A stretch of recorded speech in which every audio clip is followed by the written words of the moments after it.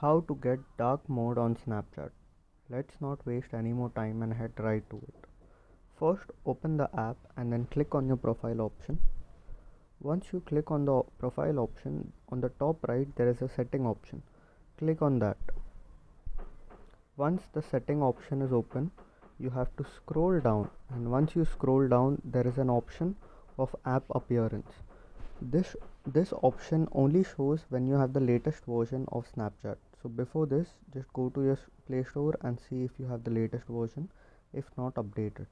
And when this option shows up, click on app appearance and click on always dark, and then click on restart now. And now your Snapchat has dark mode on it. If this video helped, make sure to leave a like and don't forget to subscribe. If you have any doubts, make sure to leave them down in the comments below. Thanks for watching.